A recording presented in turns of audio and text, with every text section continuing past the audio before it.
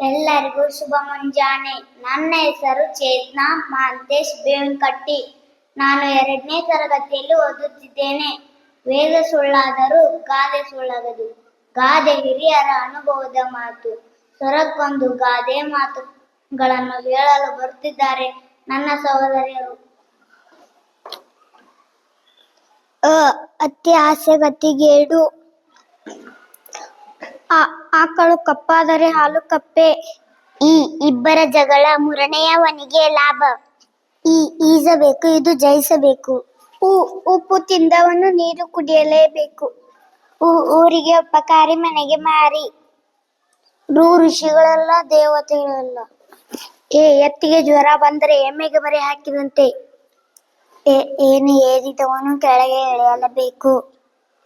ಐಕೆತ್ತಿ ವಾಲಿಗೆ ತಂಪತ್ತು. ಒಗ್ಗಟ್ಟಿನಲ್ಲಿ ಬಲವಿದೆ. ಓದುವ ಕಾಲು ಬುದ್ಧಿ ಮಕ್ಕಳು. ಓದುವ ಕಾಲು ಬುದ್ಧಿ ಮಕ್ಕಳು. ಔಷಧಿಗಳೇ ಎಲ್ಲದಕ್ಕೂ ಮದ್ದಲ್ಲ. ಅಂಕೆ ಇಲ್ಲದ ಕಪ್ಪಿ ಲಂಕೆಯನ್ನು ಸುತ್ತಿತ್ತು. ಆಹಾ, ನಮ್ಮ ಶಾಲೆ ಎಷ್ಟು ಸುಂದರ. ಧನ್ಯವಾದಗಳು.